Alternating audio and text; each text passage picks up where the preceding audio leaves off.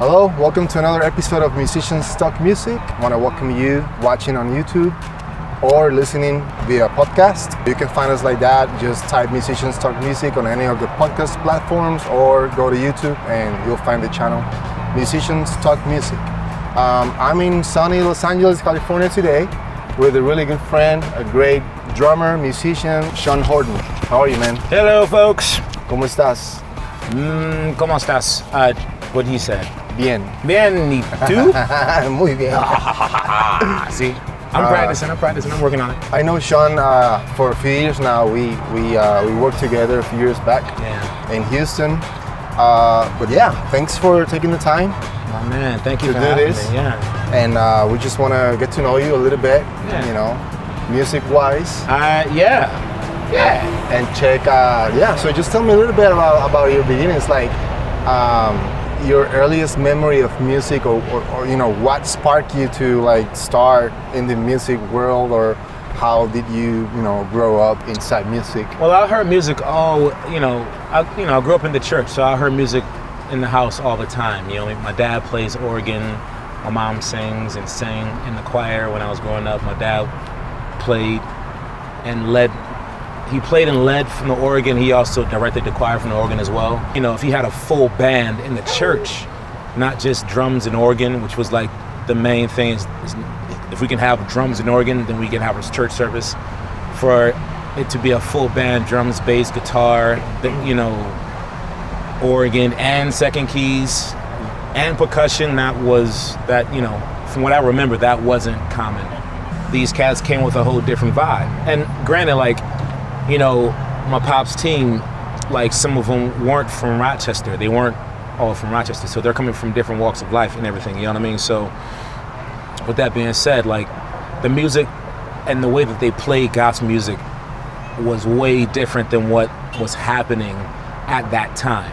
So like you had like in the, Rochester, since we're talking about like, my upbringing, church was huge, and it was about the gospel choirs, it was about the bands, it was about the churches, it was about who has the best bands in the churches or whatever, you know what I mean, who has the top dogs or whatever.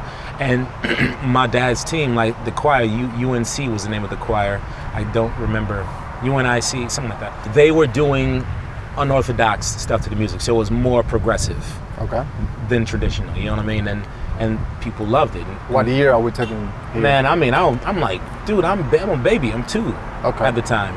So midnight musicals were a big thing, Friday nights, starting at 11, around that time, you know what I mean? Different choirs from different churches will come, different groups, ensembles or whatever. Yeah. They'll come and sing, and like they'll bring their bands, and it would be a big thing because it'll be people that we've never seen before, or friends from other churches that we knew, were great, or like we knew like they had killers at their churches. When did you start playing, or at what age did you start playing? From what I remember, at 2. You start playing at 2 at the church, or just like around? Well, like playing the drums, like hitting the drums, getting a chance to sit on somebody's lap and playing the drum. Okay. My dad's drummer, his name is Barry Dean. Killer, monster, one of my biggest influences, and one of my first influences that I can remember as a kid. Put me on his lap, had me holding his Omar King drumsticks with the ball, with the nylon tips, and I'm a kid. I see him hit things on the drums and they make loud noises. I want to do the same thing, so I did just that, and it caught me and hooked me, But then also having music in the house all the time. My dad had his instruments in the house all the time, so it'll be times where I'll go and sneak on the B3 in the middle of the living room, hooked up to a PV amp while he was gone at work, and I'll sneak on it just to like mess around. Or my brother's Yamaha PSR 10 or something like that or whatever, and I'll mess around with it while he wasn't home. Granted, Courtney knew that I was messing around with his patches. My dad didn't know, or he says he didn't know that I changed his settings, the draw bars and all that. Exactly, but he said he didn't know anything about it. Of but course he knew. He knew. Come on. I'm not that slick. I'm young. I'm and dumb. Young and dumb. My dad is not dumb at all. You know? I think that could be like a form of encouragement, like Yeah. like because he knew like you were interested in music, he didn't want to mess that up for you, maybe. So that's pretty cool. Yeah. When did you realize that this is what you wanted to do for for a living, for the rest of your life? My first gig was playing on Macy Gray, and then doing it for like a year. My first time going to Europe. Okay. Doing the first tour was like, all right, cool, all right. But then going to Europe and then coming back and then playing again, whatever, was like, okay. And then when I got the next gig, going to Natasha, was like, transitioning to another, this is a good situation. Once I realized that was happening, it was like, okay, I could do this. You know what I mean? Like, I could, granted, that first gig it wasn't brutal, but it was definitely like, a boot camp. Yeah. Because I was playing with OGs. All of them up there was OGs. They've been playing for a long time and playing for Macy for a long time. So would you say that this is the time that you kind of felt like, okay, I gotta get my stuff together and like practice? Well, no. Practice No. before this or after this? Wait, no. That came before. Okay. That came before. When did you realize, like, okay, if I want to do this for a living and be good at it, I need to practice and just by myself and just with a metronome? That came at the first time I moved to LA. Okay. Why? Going because to a jam session. You saw everybody here was killing? I will tell you.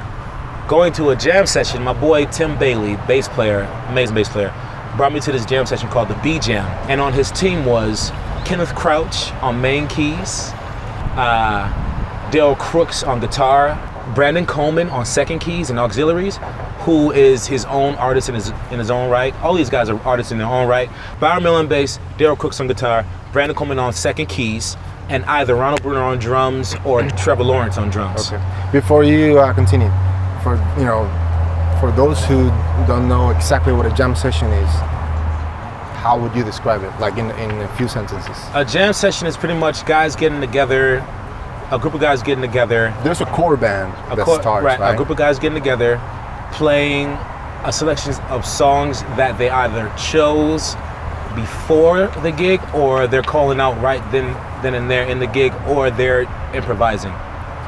Yeah. For the first set, for the most part, for the first set, they have a set show, and then the second set turns into either a jam session where people will come up and sit in. Yeah. And either they call a song or the people that's running the jam session calls a song and you got to play the song. One more question. How important is it to go and participate in these jam sessions when you are new in the city or? I feel it's very important. Why? Because it's you going to the playground and you're a new kid. It's you going to the playground or going to the pool or a dog going to the dog park and getting acclimated into the community and seeing what's actually happening inside the community. Yeah. The musical community, you know what I mean? Like, yeah, making connections and letting people see you, not only talking, but just like doing what you do, playing, right? Yes, that part. But you don't necessarily have to go and play, because a lot of people don't go and play. Yeah. No matter how much you say you should go and get involved. Okay. Not a lot of cats actually go and get involved. But it's, I feel it's important to go and check out what's happening and what's being played and listen to the songs, because to me it's still an institution. Yeah. You know what I mean? Like, that's real life application. Yeah. The jam session scene, you either gonna fly or you're gonna crash and burn, and both are good. Okay. You know what I mean? Failure, if you crash and burn, you may get a sense of failure, but failure is not bad. You just learn a few things. You figure out, okay, so I didn't do well on this song. All right, cool. So how can I do better on this song? I'll go listen to the song. Yeah. I'll go learn the song. I mean, it's a lot of with that being said, it's a lot of ego within play, because now, you're dealing with people that will give you the side eye if you don't know a song. Yeah. And then now you have to go within yourself and go away from that feeling either mad about why this dude side-eyed me about not knowing this song, why am I supposed to know this song, whoop. Yeah, you can go that direction, or you can be like, you know what, I don't want this guy side-eyeing me no more. I like his playing, I want to play with him, I'll learn the song. So now it's like when you're crashing or when you're taking the nosedive, you know how to maneuver to get out of that nosedive. And then if you think about it, man, like not to go too deep in it, but if you think about it, really, you start to notice you're focusing too much on yourself in the first place. When you focus more on what's happening on the bandstand, you become more present. You know what I mean? Yeah. So there really wouldn't be any more side-eyeing as much as it is like everybody's checking for each other. You know It's what I not mean? a solo gig or anything. Exactly. You're playing with a band. It's just, Right. It's a team you need sport. to be able to listen to it. Yeah. If it were to be a team, if it were to be a sport, it will still be a team sport. So what happened when they took you to this jam session Oh my for God. the first time? Like, So, all right. So the first time I go there, how mind blown were you? bro, I was. By the way, mind blown. Let's just get a little closer. This is we're gonna talk about that a little bit later. Mind Bro, blown. it was really mind blowing. It was crazy. I got there. I say hey to my man Tim. A bunch of guys walk up. At this time, Thundercat was there. Like, I know him as Steven. Okay. You know what I mean? Like, at the time, he was still Steven. Like, he was still Thundercat, but like everybody was calling him Steven. So it was like, yo, like he was another guy that was there hanging out. Like, it was a killers. 2005, 6? 2005, summer Okay. of 2005, August 2005 when I Okay. first arrived. I go there, I'm looking at everybody, I don't know anybody, no music is being played yet, so I kind of got there on a break. So Ronald walks up, he sees Tim, says what's up to Tim, sees me, it was like, Tim introduced me, Chaun Horton, Ronald Bruner, was like, yo, what's good to meet you, man? I'm like, yeah, really, one of the first guys to like really greet me, him and his brother, Steve, was like, oh, really cool. Yeah. So we're talking, he's like, hey man, it's like, you playing? I was like, yeah. He's like, you gonna sit in? I was like, nah, I'll just come to check it out. Like what anybody would do. He was like, all right, cool. So mind you, Ronald has on this, it's Ronald, so he got on like this bubble vest on, whatever. I don't know why he's wearing a bubble vest. It's probably chilly outside at that time. And then he had a shirt that says Chick Digs Drummers. So that could have given me an idea of like what I was in for, you know what I mean? So they get up and they play this song called Tell Me a Bedtime Story by Herbie Hancock. Okay. That team playing that song, you heard the song. Okay. You heard the song. Yeah. You know what I mean? And then I heard the song, how they would play it. And I'd never heard that before in my life. I've never heard people play like that in front of me, like that, ever. You know what I mean? Like, I've seen some dope music, like, it's a lot of dope musicians in Buffalo, it's a lot of great musicians in Rochester, a lot of great musicians in upstate New York, you know what I mean? Yeah. And then when I went back to go listen to the record, it was like, wow, it sound the same. Yeah. It sound, it's the same. Live, It it's sound the same. but- It sound like these cats learned the music Yeah. and they translated it. What happened after that? Right, like, and from a journalist, mind you, I'm coming from Rochester on a full scholarship to this school, the LA Music Academy. So I'm feeling like I'm doing okay. I'm like, all right, let's go. Like, I'm about to go. I'm about Until to you go. heard them. Yo, this dude started playing, and he was like going for blood, and like it was like he was looking at me or staring in the direction the whole time, and I'm just staring like.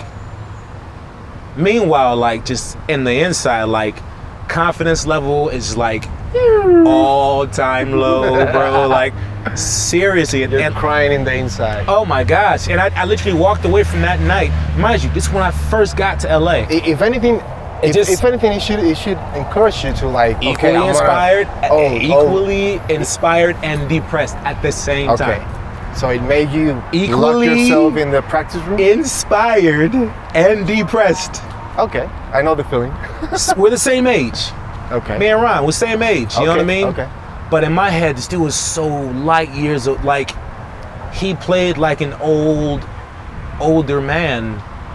He played like Dennis. Like, in my head, mind you, I don't know, like, I know what I know, and at the time, it wasn't very much. Did you participate in that one jam session? No. No! Okay. When was the first time you participated in a jam session? I can't remember, man. Was it shortly after, like around those years? No, maybe, but it was a different jam session. Like, it was like Cozy's. Cozy's was another famous jam session. Okay. That's where I saw like Jubu Smith playing guitar, who was another iconic figure in the musical community, hands down. No, like he's an iconic character, hands down. But now, like, the whole time I was in school, it was go to school. Yeah. I'll probably go to a jam session and then go jam with some guys at the school after the jam session or before I go to the jam session. That's So, cool. like the school was really animate about playing in a band situation. Yeah. So How different? Sorry to interrupt you. No, you're but before we move on, I want to know from you how important is the church in your formation as a musician? for me, Yeah. oh, very important. It's pretty much the cornerstone. Okay. That's where it started for me. Yeah. That's where I first heard music. In my eyes, in my head, that's where I first recognized music. So happening. more than something that you learned is something that you grew up in. It was part of your life. Yeah, hands daily down. life. It was just like getting up and playing with my toys. My first drum set was my bed. I made a drum set out of my bed, and whatever I would listen to John P. Key on the radio or whoever is on the radio, and I'll play to that. I remember recording myself one time. Mind you, let me tell you my first drum set. Yeah. Math book on my bed. It's the biggest one. The biggest one on my bed. Or I used the post as like a hi-hat. That, remember, we had the big beds, big wooden beds. So the post was the hi-hat. I stuck my brother Dimitri used to play trumpet in band back in the day. And he stopped playing, but he still had his trumpet in the trumpet case. Sorry about this. I take the trumpet case and I'll make it my foot pedal. I'll grab the handle with my toes and drop it. That'll be a single. I'll grab the handle with my toes. I'll grab the handle with my toes, drop it and kick it. That'll be a single. Or like I'll hold on to it and kick it. That'll be like a single, whatever. And then I'll drop it and then kick it again. That'll be a double because it'll be like doo-doo, right? So, and then I'll have like, I'll take the trumpet and stick it into like the other side of the bed. That will be like the ride symbol, kind of crash. The trumpet bell. The Oh bell. my God. Sorry. That's all right. Thanks for coming, brother. Thanks for coming. How you gonna do that, bro? Yeah, I'm sorry, man. I beat that thing. You can't tell me that. I'm a trumpet player. Do you know what a crash of doom is? No. Those of you drummers know what a crash of doom is. That's exactly what the bell of the horn looked like at the time. My mom used to drive buses, like school buses back in the day. So I would have the first aid kit.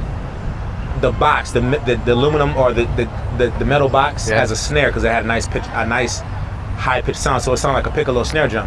Yeah. I remember, and I had my pillows as toms or whatever, right? So I had a drum set or hangers, break the hangers. Used to like those were the best. The wire hangers with the with the little cardboard thing. The cardboard, bro. Yeah. On the aluminum, it sounded like a steel drum, but like a nice fire. What was your first gig here in town, in LA? Your first kind of like nice gig that you're like, okay, this is like this is a serious gig. Serious gig in LA. The gig that got me the Macy gig was playing this gig with this amazing actor and amazing fire singer named Chaz Shepard.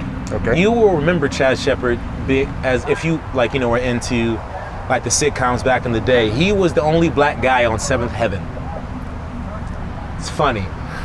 If you watched Set It Off with Jada Pinkett Smith and Queen Latifah, he was the brother that got shot. He was that guy. It's funny, but amazing singer. We did a gig at BB King's at Universal City Walk when it was still there. The keyboardist was the MD from Macy Gray. Okay. And it was me. Her name is Cassandra O'Neill. My man Tim Bailey on bass. I can't remember all the other musicians at the time, but I remember driving in the car with the two of them going to pick up our checks, and she offered me. She was like, "Are you interested in the gig, the Macy gig?" I was like, "Nah, no, I'm okay." Only I said that because I didn't believe her. I thought she was BSing. You know what I mean? My man Tim was like, "You better take that." Mind you, Tim has been with me since the beginning. I met Tim at the camp, so accountability, you know what I mean? It was like, you better stop playing. So I was like, all right, cool. So it turned out to be an audition. I go and I do the audition and I get the gig. Nice. You know what I mean? How was it? Like, how long were you with Macy? From 2000, the summer of 2006, maybe 2006. Oh, because I was still in school while I was playing with her. So. Okay. Did you do some traveling with her? Yeah. A lot of traveling while I was in school. Thank God for the dean of students and the teachers there. They were cool enough to count it as work study. Yeah, that's cool. So that gig lasted. I was with Macy from 2006 on until 2008 is when I went to play with Natasha Bedingfield. Okay. It was a dope gig, different genre of music, whole different like community of people. Okay. I really wasn't aware of what was happening at the time because I was so young, and it was like I'm just playing music, and this girl is a killing bass player. Talking about Tal Wilkenfeld. Yeah. And we did a couple of clinics, so like but the biggest gig was like the Macy gig, and then Natasha, and then Kobe Calais for a point. How did these gigs like help you develop as a musician, as a professional musician in town? It beat my ass. Yeah. You know what I mean? Like you got to be. It really like on your right head. Yeah, it taught me a whole different side of the music industry, of being a professional musician. Like, yeah, you can be good, but it was really, there are a lot of good musicians, but like, how many of them do you want to hang around and spend time around and just be around for a long period of time? Yeah. You know what I mean? That side of it, I didn't know anything about. So being so young, I think it's supposed to be this one way. Everything's black and white, but it's not. You know what I mean? It taught me how to, just coexist. You know what I mean, with individuals that I don't know. Yeah. Did you have, up to this point, have you had any like issue, like, any hard times, maybe on your playing or with other musicians or something? Yeah. How do you deal with it? It's more about me than it is anyone else. Okay. You know what I mean? Is that how you have to view it? You have to. Okay. Because you are your biggest enemy. Your issue with one person is your issue. It's not theirs. Okay. You know what I mean? Like whether or not if it's what they're playing, whether or not if it's with how they treat other people, whether or not if it's how they treat you. Yeah. You know what I mean? Like it's your thing. Now if they're being disrespectful, then it's up to you to either correct it or let it fly. You know what I mean? Okay.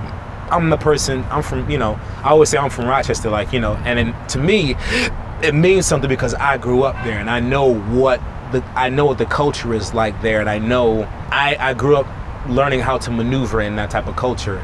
It's fight or flight type of culture, you know what I mean? Yeah. So you're either gonna confront it, or you're gonna run away from it, or not, you know what I mean? That's actually good advice, man. You know what I mean? And sometimes like perspective. Yeah, perspective, man. I learned that, and like I'm not afraid of confrontation. You go through the confrontation, you break through whatever started the confrontation. Now you can actually get to the root of whatever's happening. Yeah. That doesn't work all the time. You either gonna win or lose kind of vibe. You know what I mean? And that's the culture I come from. And after it's done, you're gonna squash it and move on. Yeah. What's the hardest part of being a professional musician for you? What would you say? The hardest part. Is it for you the music part? Is it for you the business part? The relationship part? Now, when I say this, don't take it as a negative. When I look at hard, I look at challenging. And when I look at a challenge, or when I look at someone's challenging me, it's like, all right, cool.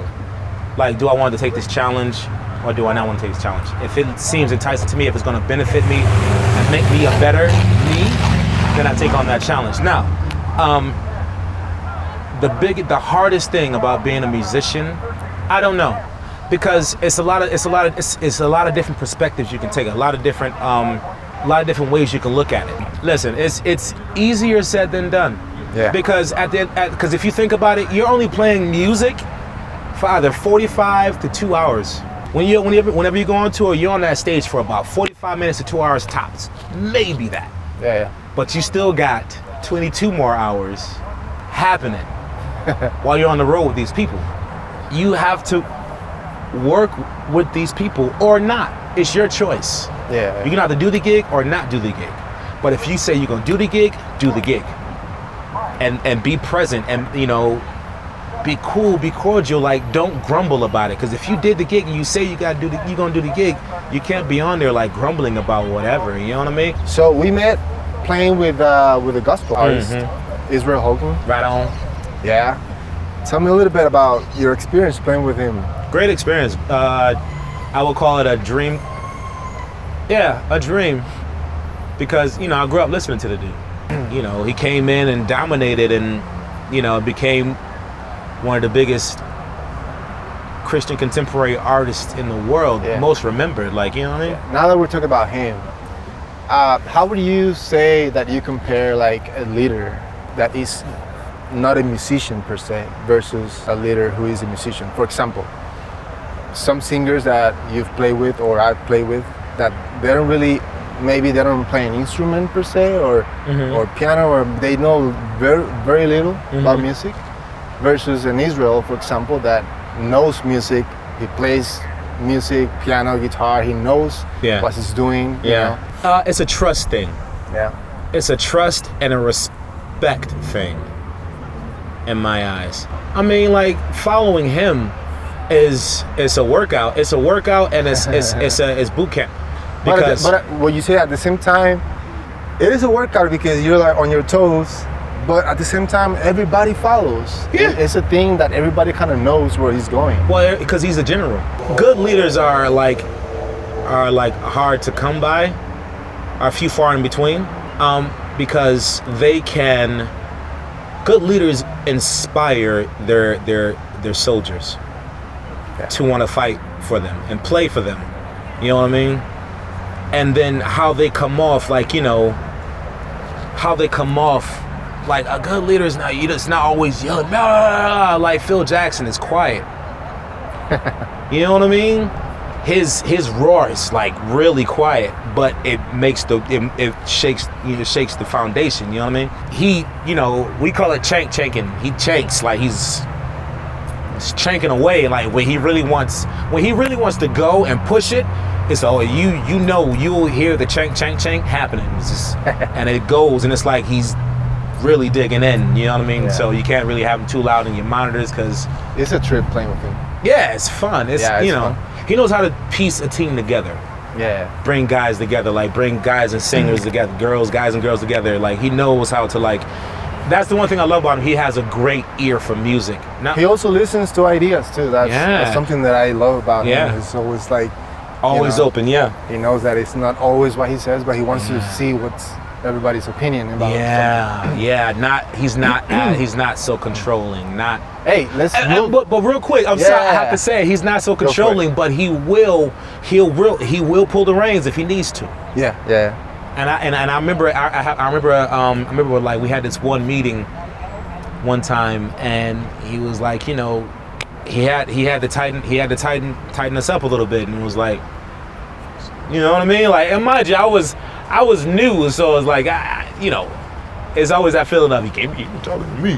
Like I just got here. I'm cool. I think I'm cool. I just got here. You're the drummer, so I'm not. You know, I think I'm all right. But he definitely, you know, he had to pull the reins sometimes, and was like, and you know, everybody tighten up. You know what I mean? Like whenever, you know, captain on deck, everybody's at attention. You know what I mean? And but like, you know, he's a general. You know, he's a general. He's a general. All right, something that most people don't know, and maybe, you know, our English-speaking folks that don't know who this artist is, but for you guys that, you know, live in Latin America or speak Spanish, know who Cristian Castro is. Can you believe that this guy played with Cristian Castro? Yeah, it was funny. All right? Yeah, it was a good time. How do you get that gig? What was the connection there? Che Alera. Okay. I believe I'm saying his last name right.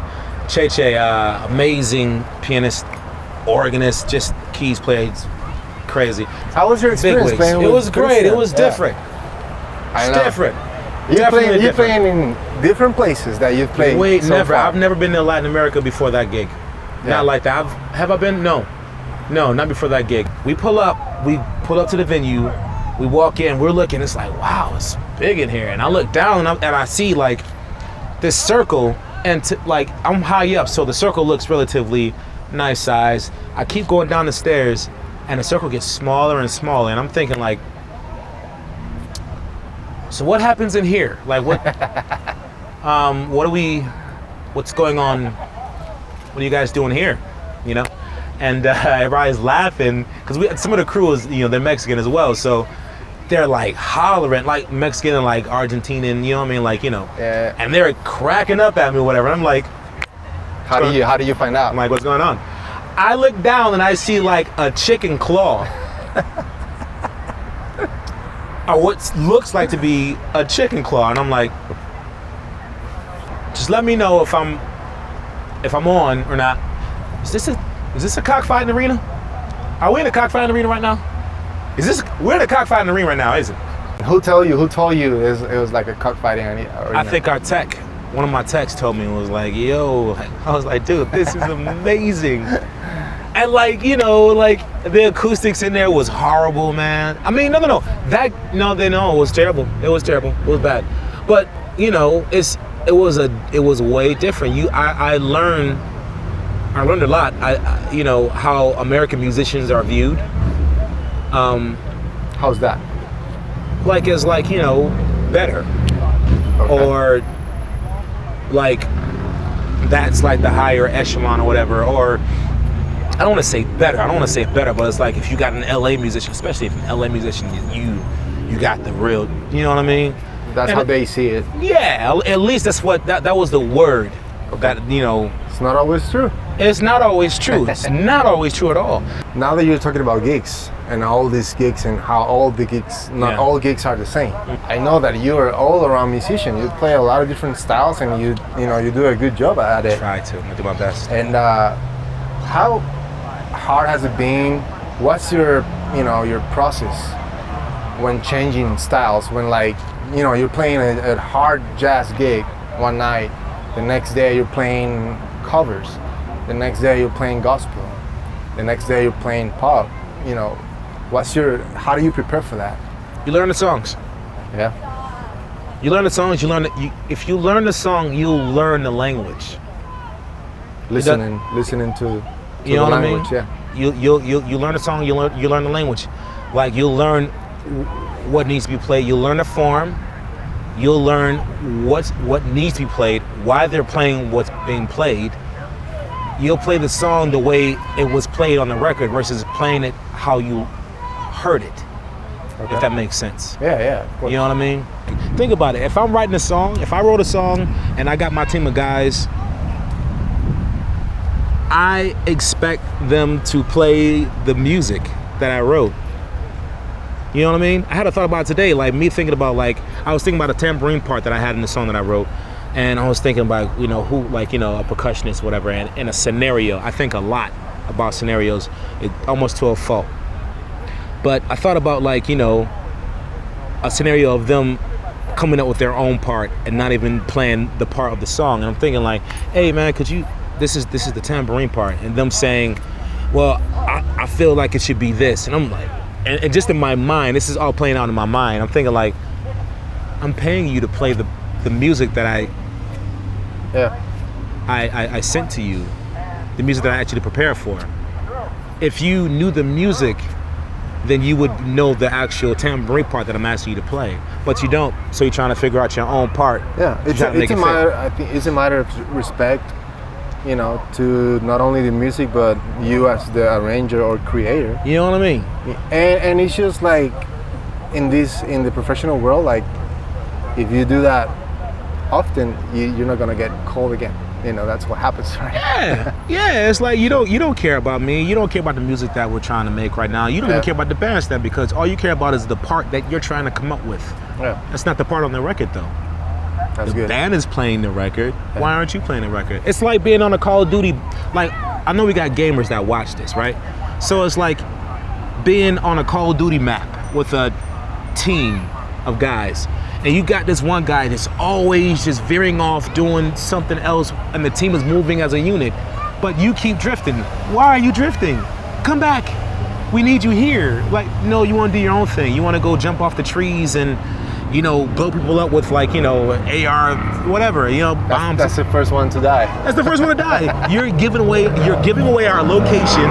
One, the people know that we're coming. They know which way we're coming from. Like, you're killing us, is what's happening. And like, if you think about it, if you're playing with somebody that's constantly doing what they want to do, that's what it feels like. It's like, yo, you're killing us. You're killing the vibe. You're killing the bandstand. Why are you doing it? Are you mad? You got an alt with somebody right now, or you just want to do your own thing? I didn't know you were a gamer. I don't play Call of Duty. The respect thing is like, you know, it comes from leaders as well. Like, I know I got a team of leaders. I know all you guys are killers. and I respect what all of you do. So I don't need to stand over your back like, no, that's not right. No, because you already know. Yeah. So if anything, it's more of an acknowledgement when I look back and I'm playing, and I look at my guitar player and he's playing that part that I love, and I'm like, Yeah. it's more of an acknowledgement, like, yeah, man, you got that. Like, I don't have to say anything because everybody's all on the same page, looking at each other like, yeah, yo, we're rocking right now. We're really vibing right now. And that's when, in my head, not to get too spiritual with it, that's when I feel like the room gets bigger. Because now the bandstand is rocking, and like we're really vibing out, and now we're doing this together. Mm-hmm. Now the audience sees us doing this, they start doing it. Yeah. Now if you think about it, we've made the whole room become a metronome. To finish up, yes. This is a question that I always ask at the end. And what's your advice? What's Chaun's advice to whoever wants to, live of doing music full time? Okay. Learn how to be a team player. Meaning, it's not all about you. You know what I mean? Make it about the goal and be behind that goal. If you have, you know what I mean? Like, make it about the goal in the bandstand, in the team, in the bandstand. Really. If you make it about that, it makes everything else easier. The bandstand, the music, the bandstand. You know what I mean? Be supportive. You know what I mean? No matter what position you play on the band, whether you're a sax player, keys, trumpet, drums, bass. Even though if in my head, drums and bass, we're the supporters, like we're the foundation. So it's our responsibility to like really be behind the team and like push them when needs to be pushed and give that support. I'd rather be behind the team pushing than be in front of the team pulling. Because nobody likes to get jerked around. Mm-hmm. That's whack. You know what I mean? Yeah. So being behind, if we have everybody behind each other, pushing each other, it's more a supportive situation now, right? It's good. Nobody feels like they're being counted out. Nobody feels like they're not being listened to. Everybody feels like they're being included. It's all inclusive, not exclusive. If you make that like a primary goal within a team setting, you always win, no matter how good the players are, because you'll bring the best out of them. Yeah. It's easier said than done because you may not get the best of players, but if you're not looking for the best of players and you're looking for the best music that you can make, you'll win. Yeah. Chaun, thanks, man. Thank you. Thanks for being here, man. Thanks for taking the time, bro. Yeah. Appreciate it. Man. That was great. Thank you, everyone, for watching. Musicians Talk Music on YouTube. Or via podcast. Any of the podcast platforms. You can check it out. And I'll see you the next time. Come on. Tune in. Check it out. Am I still